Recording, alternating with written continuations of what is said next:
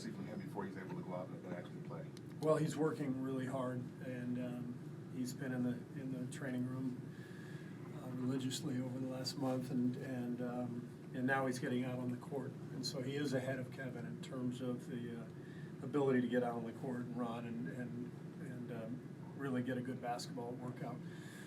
He's a big guy, so conditioning is tougher for big guys than guards, so he's got to continue to work on the stuff he's doing, which is the bike, going hard on the bike, getting sprints on the floor, and when he's ready, we'll know he's ready. Is he able to get back on defense? Well, that's what he's got to do. So that's the plan. In what ways have you seen Draymond step up and insert himself on the court in Kevin's absence? I don't know that there's any difference in the way Draymond's played in the last 5 years. This is what he does. He steps up no matter who's out there. He's an incredible defensive player. He becomes our playmaker when teams decide to trap Steph, which you saw last night.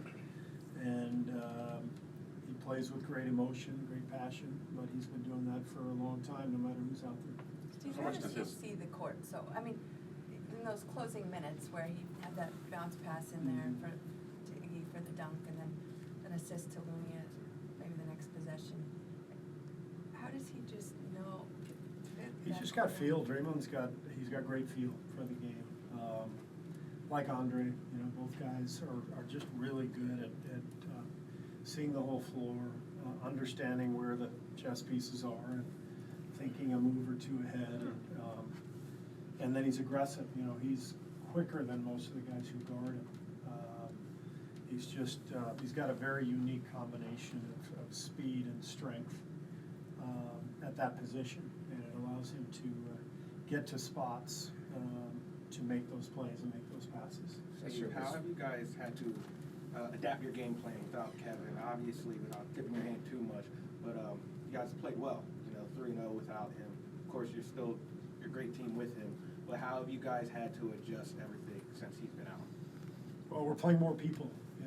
We're not relying on one person to replace Kevin. We're relying on 3 or 4, and the bench has done a great job. So without Kevin, we need Quinn Cook's shooting. We need Jonas Jerebko's shooting and defense. We need Jordan Bell's rebounding and shot blocking, and then everybody just is playing together like they've been doing for years. It seemed like last night showed the screening rolls up high for Steph. As many shots as he made game 1, a lot of it depends on who's scoring, right? I mean, Draymond is, I imagine, kind of the ideal partner for that action. Yeah, Draymond is, that's what makes him so tough in the screen and roll, is that if you bring your big up like they did last night, then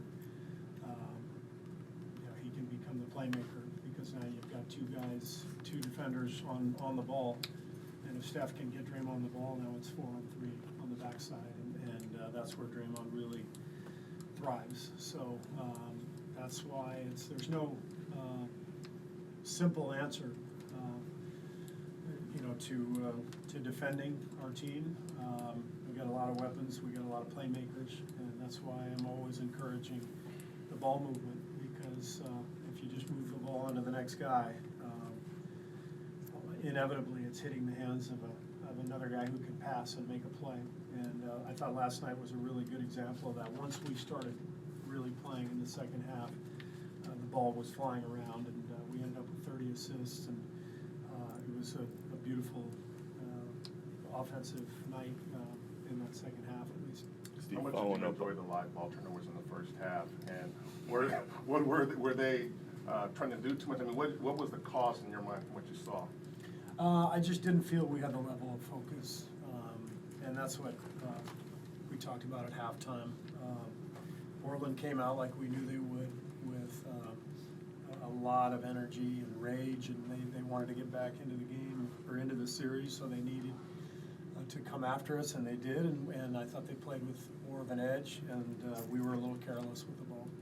Following up on the Kevin and DeMarcus conversation, I know it's a problem you'd love to have, but how difficult, probably more from DeMarcus's perspective, is it going to be, if he can play, to plug him back in and reintegrate him into what you guys have been doing Well, already? I think, you know, the great thing about all these guys is they just want to win. And whatever that takes, whatever that means, depending on the matchups, depending on how the game is going, it's the playoffs. So we'll just do whatever we have to do to win. And DeMarcus has helped us win a lot of games this year, and he can absolutely help us. You know, Kevin is Kevin, best player in the playoffs until he got hurt, for sure. So these guys are immensely talented players. It's just up to us as a coaching staff to sort through the issues, the injuries, the matchups, and try to make it all work.